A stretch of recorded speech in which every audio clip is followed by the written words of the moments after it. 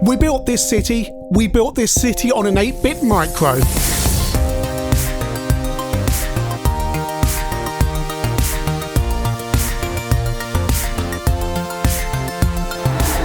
SimCity is, well, a city building simulator, an open-ended sandbox game.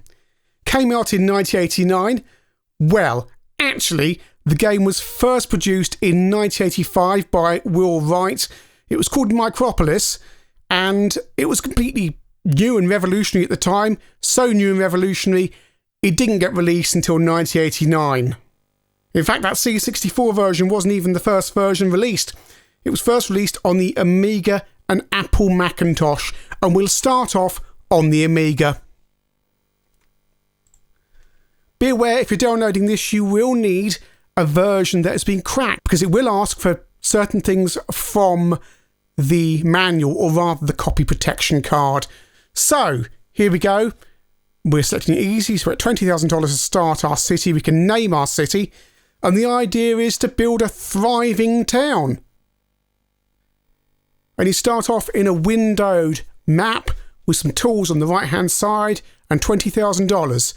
You can build roads, lay commercial zones, industrial zones and residential zones. You will need power and a transport system. You will probably need you will need police and fire brigade, and you can build seaports and airports. But the first thing to do is to lay out a road system.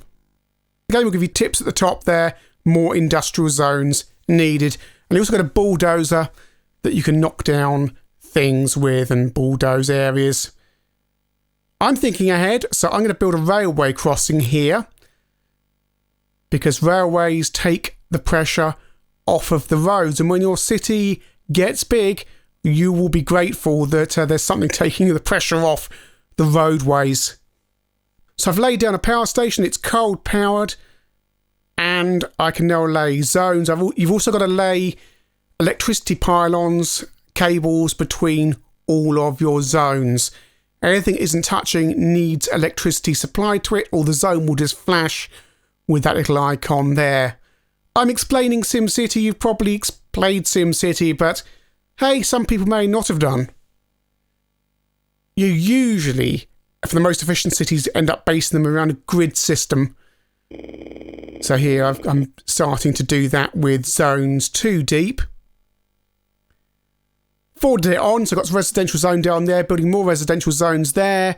Got a commercial zone. I'm building more roads.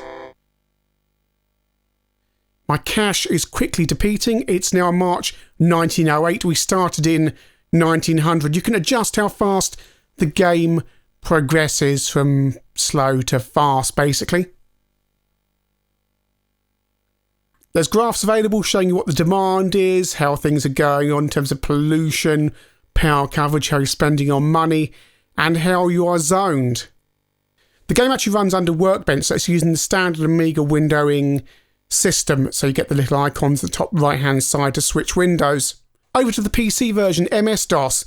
Also a Windows version as well. We're sticking with the MS-DOS version. Now, there is very basic sound during the game, but I'm recording this during the heatwave and I need a fan on. So combined with the PC fan and everything else.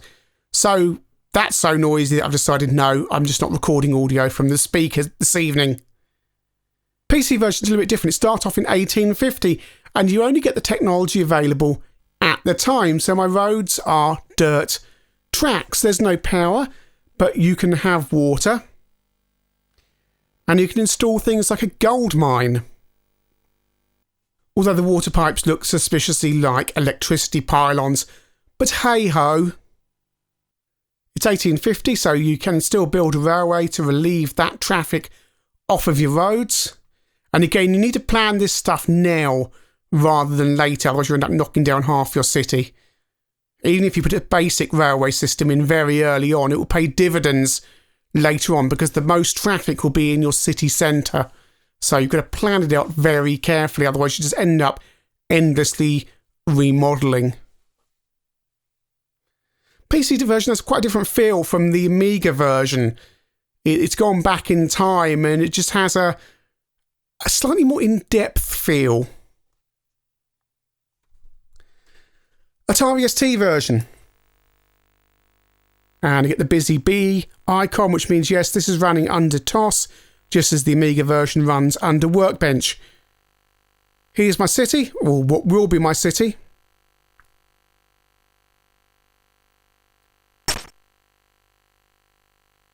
And the icons are on the other side from the Amiga version, but other than that, it's pretty identical, except on this version, you get little graphs there, like SimCity 2000, that show you demand for the different areas. So people are asking for industrial areas, there's very little demand for residential, and we've got a negative demand for commercial.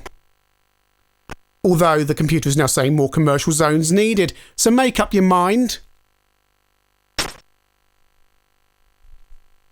It took 4 years for this game to come out because publishers didn't believe an open-ended game would sell. They thought that you could only sell computer games that just would have some kind of result. If you see what I mean, you won the game. But SimCity, you can't win. It just goes on forever. Although clearly the American publishers haven't come across Elite, where you can go on forever, although of course you eventually become Elite, so you've effectively won the game. I don't know. Here on the ST, I've taken a gamble and built a seaport. And of course you have to do that next to water, but it should increase demand for industrial areas and residential as well, although you will get more traffic around your seaport. Everything you do has consequences. You want to keep, for example, your coal-powered power plants, industrial areas, away from residential because they will produce pollution. And unlike SimCity 2000, you can't do different densities of areas like light industrial, medium industrial, and heavier industrial like you can in SimCity 2000. So you get one class in each. There's a BBC Micro version. Yes, quite unbelievable. They got a 512k game down to 32k BBC Micro, and it also runs on the Electron as well, although slower. It would take an exceptional programmer to get this game into 32k, and that guy was Peter Scott, who also got Last Ninja and Barbarian onto the system. And he says it's the game he's most proud of. By the time you've got everything else taken into consideration, you have 20k to program all of this, do all the algorithms, and apparently Will Wright said he preferred it over the C64 version. Wow! It works like all the other versions. You have a window, well, not window interface, but you have a pointer that you control with the keyboard.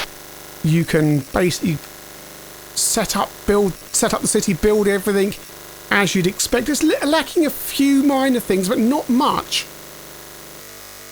The palette is what it is because it's a BBC Micro. You can't do much about that yellow roads and red landscape.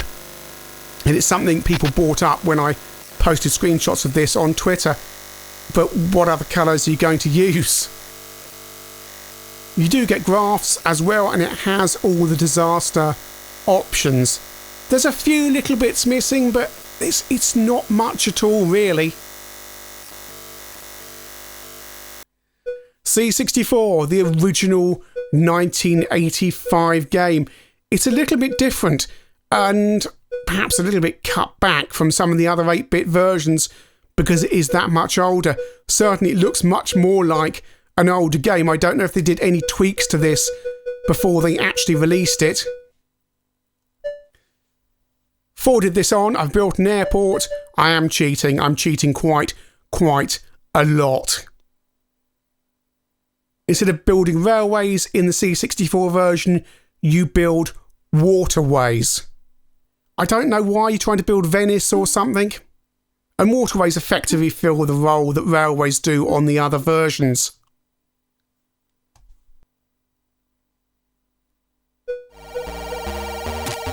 Over to the Spectrum, this game made Stuart Campbell's top 100 Spectrum games of all time. And alongside Carrier Command in the listing, I believe, both listed are games that really shouldn't be possible on the Spectrum but somehow exist. Converted by Probe, and you get some music, and it's rather nice. Rather refreshing coming across from those other versions.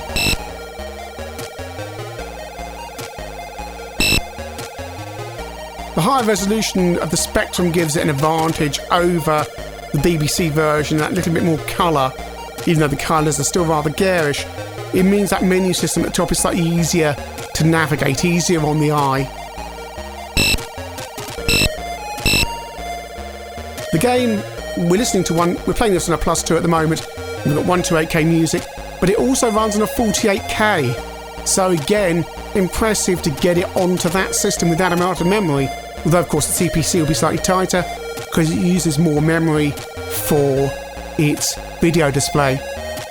The city is beginning to grow, got some residential zones, commercial zones. Commercial zones are always more in demand in larger cities. I'm sorry if my city building style is very samey. I always tend to... I've never really played this game much before now. I came into SimCity series with SimCity 2000 on the PC. I would have bought it if I'd seen a copy, but you know what it was like in those days. You occasionally bought mail order games. Most of the time you went to your software shop and bought what was on display. So although I'd seen the reviews, it's just really hadn't been a game that I'd seen, so I hadn't bought it. And I don't think it was a budget version either, in common with quite a few Infogrames games. Of course, this being an Infogrames game means that really the 8-bit eyes were all on the CPC for the French market, which is probably why the Spectrum's got a good version here, because it would have needed to be good on the CPC, because 1 million CPCs in France, and Infogrames being a French software house who took their CPC games extremely seriously, and here we are on the CPC. Select our difficulty level. Doesn't call it terraforming on the CPC, so it says creating landscape. We're running in mode 1, which what looks like the system font, which is never a good start, but we will give it a go.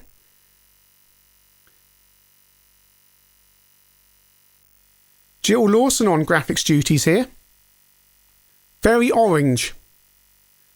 But if you look, we're in the Amstrad's 4 colour mode and we have 7 colours on display. It's essentially the same as the Spectrum version we saw just now. I'm cheating in the total extreme on the Amstrad. I've built 3 nuclear power stations next to each other because, of course, this will end well. Right, as you see, my money's not going down. I'm just using a massive cheat.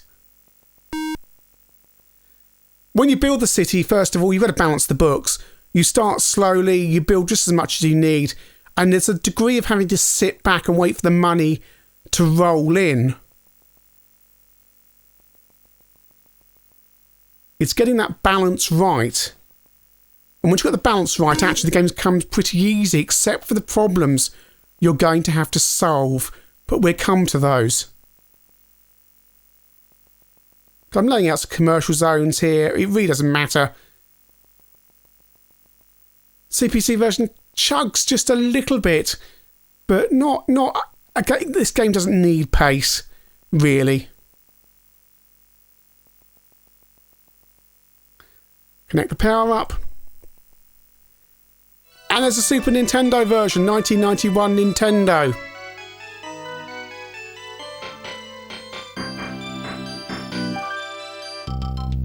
And on all these versions, by the way, you can select scenarios that are either on the discs or cartridge. So you're given a city with a specific set of circumstances that you have to solve. Select my map. Don't like that one.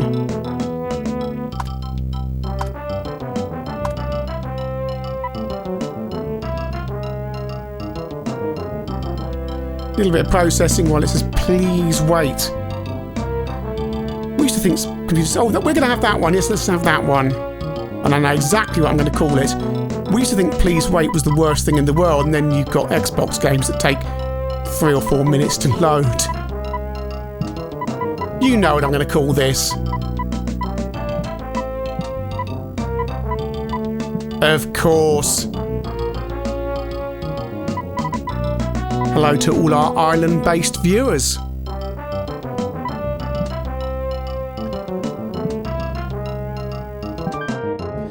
SNES version has the best soundtrack of the lot. And it looks similar to the Amiga version, but you're probably already getting a bit more of a SimCity 2000 vibe. Because although this is a top-down view and it's SimCity 1, it's almost like SimCity 1.5. It came out slightly later, it's been improved, Nintendo have been all over it, and some of the things have been carried over to SimCity 2000. Auto Bulldoze is on as automatically as SimCity 2000, and there's also rewards, just like SimCity 2000, for reaching certain points in the game. It's also much more icon driven as well, because you've got the extra icons at the top there. And there's also a game advisor based on Will Wright, who will come in and tell you what you need to do at certain stages. So I forwarded this on, and the colours change on the landscape, and the leaf colour changes depending on the season. Again, I'm being boring with my city layout, just a grid system, Milton Keynes. And I'm just trying to get my railway in. I mean, I could be wrong, it's just my theory that if you put the railway in first in your city centre, it will save you loads of hassle later on in the game when you get traffic problems. But that might just be me. There's Will Wright, and my town has reached 2,000 people, sorry.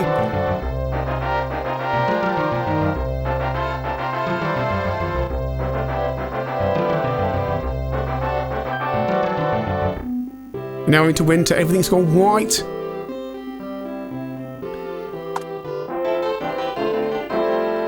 And he gives you tips as well, so he's saying we don't have enough residential zones.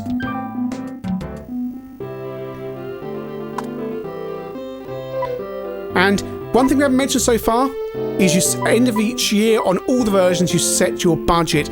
You can auto budget, and to be honest, that's probably the best answer. Generally, 7 to 9% is about the right amount of tax. But you can tweak all this, you can turn it up and down and generally play around. All the graphs and mapping is available on the SNES. It's all a step up from the other versions. And like I said, like SimCity 2000, you get rewards. I'm going to get my own house. And that'll be in the rewards. You can also build a bank as well, which you can then take bank loans out from. Where am I going to build my house? Where am I going to build my house? I want to go somewhere quite... Oh, I've got a little island at the top. We go out in the Solent. Right, I'm going to build my house there and spend a load of money getting power and transport over there because I'm the mayor. Let's build a massive road up the front.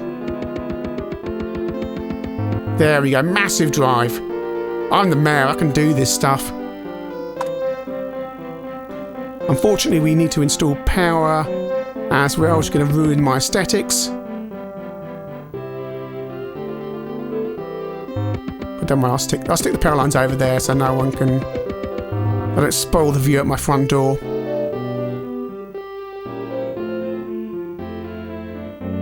There we go, and in SimCity 1 you don't need to worry about water if you're more used to SimCity 2000.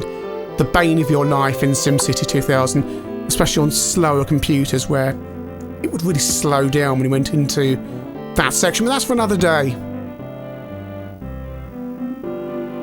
This game was intended as an educational game as well. There was actually a teacher's manual available for some of the versions, including the PC version.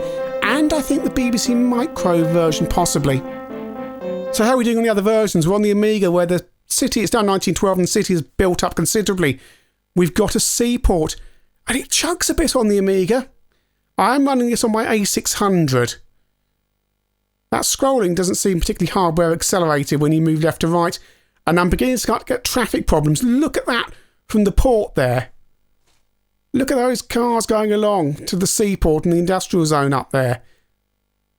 And I'm trying to build more roads to get the little ant cars away from this residential block where they're just going around like a giant roundabout. So that's helping a bit, but it's just becoming traffic nightmare. And it's only 1912.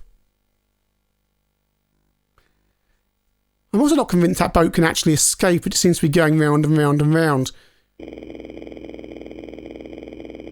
Right, what can we do here? What can we do to make this better? And back to the PC, which I remind you isn't silent, it has beeps and things. Oh, we've reached 10,000 residents. It's 1859. Because I've got the sound off on the PC. I'm not recording it because it's so hot. They're saying I need a fire department. Demanding lot, aren't they? I mean, again, we're already turning into traffic hell. And it's 1859. What are these, horses? I don't have electricity, but I seem to have cars. You can't build freeways, motorways, autobahns. Thinking of other words for motorways. In SimCity 1, that's a SimCity 2000 thing. And something I also found that was never particularly effective, but I could be wrong there. We need to revisit SimCity 2000 at some point. I've got massive demand for everything, and it is just traffic hell.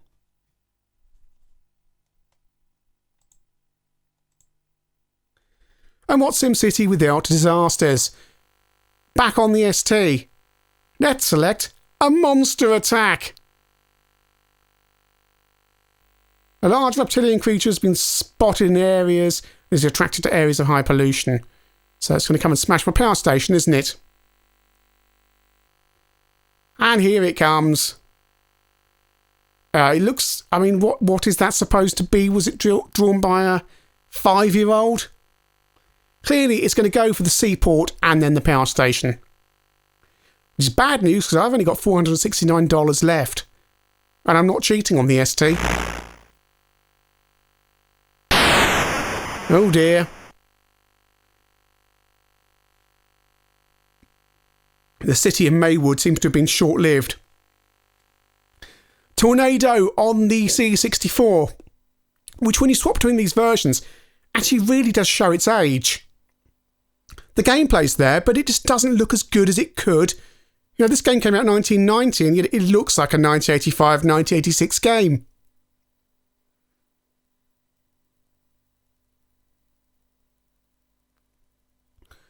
But I guess it was already coded, so Maxis and Infogrames, who released it in the UK, couldn't be bothered to do any more with it. Still building on the Amstrad. I've built 2 seaports next to each other. I have many nuclear power stations. I think I've got 6 now in my super cheaty mode.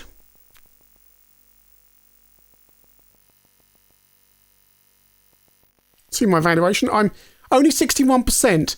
Think I'm doing a good job, and yet they're in a town with 5 or 6 nuclear power stations.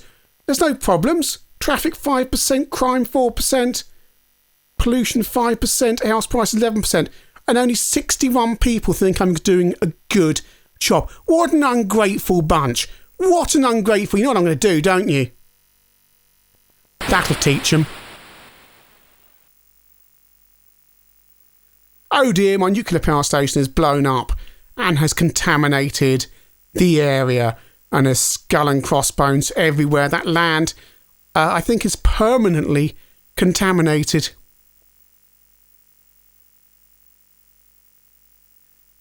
Back to Peter's Pottage on the PC. This is my 486 laptop, by the way, the Dell, kindly donated by Baldi, and it's traffic hell.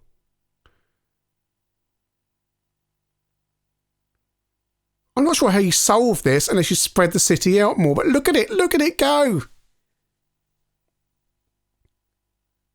And I've built railways.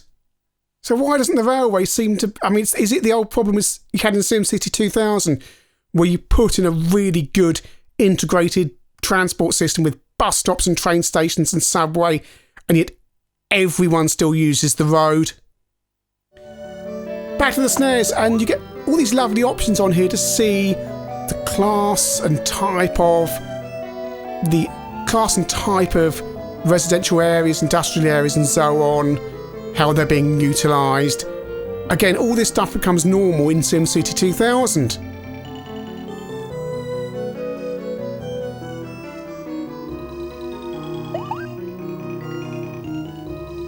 This really is the definitive version, and playing on a joypad really isn't a problem. And a quick look at the BBC Micro version. This is King's Oak in 1907. Still developing the city. I think you'd be well pleased with this version if you had it on your BBC Micro. You'd only really notice the small, very small things missing if you came from the Amiga or PC or what have you. And as an educational tool, it's possibly the best thing on the BBC Micro to boot. SimCity, the iconic city simulator game from Maxis. Well, what do you say? It's open-ended, it's a sandbox game, it is a genre-defining game, and it's excellent on all of these systems. That C64 version is the first version. It could have done with just some new graphics, really, just to bring it up to 1990 standard, but gameplay-wise, it's excellent. Perhaps they could have replaced those waterways with train tracks, but minor niggles. You still get the full SimCity experience there, even if it does look a little bit dated. Amiga and ST, exactly what you'd expect. Windowed gaming, very modern for the time. It's quite unique. You forget how unique and groundbreaking this thing was when it came out. Likewise, the PC version, which has those extra touches, that Wild West feel early on in the game, building gold mines and so on. And that means I think the PC version is definitely worth a look, even if you've played the Amiga and ST versions to death. On the 8-bits, we saw the BBC Micro version, which is a remarkable game produced in next to no memory. Quibbles about the graphics and colours are invalid because there's no other colours to have, so you've got to take what you've got. There's minor things missing, but really you're not going to notice. Z80 version, Spectrum and Amstrad are quite superb. That Spectrum version, the graphics are so crisp and everything just works so well. The CPC version's excellent as well, not quite as crisp as that Spectrum version. Does manage 7 colours on screen though in the Amstrad's 4-colour mode, although perhaps a green landscape would have been a better decision. I don't know, have a bit more of a glider rider palette than that garish orange colour scheme. But the highlight of the lot is the SNES version. It's not quite SimCity 2000, it's more like perhaps SimCity 1000, but so much of the game was borrowed and then put into SimCity 2000. Today, if you want to sit down with your kids with a game that appears fun but is actually educational, get that SNES version out because it's really, really good. It's polished, and I think it will hold kids or adults as well really well. And it's also easier to get into than SimCity 2000, that we have to worry about things like water and much more transport infrastructure, building the right types of power stations and 3D landscape and levelling stuff and so on. This is a much easier way in, especially if you've got younger kids as well. Give them SimCity on the SNES first and then move them on to SimCity 2000, which is a better game, but of course SimCity 2000 is just a development of this original SimCity game. The game has all the value it did when it was originally released, and it's so much better than the rubbish they're putting out these days.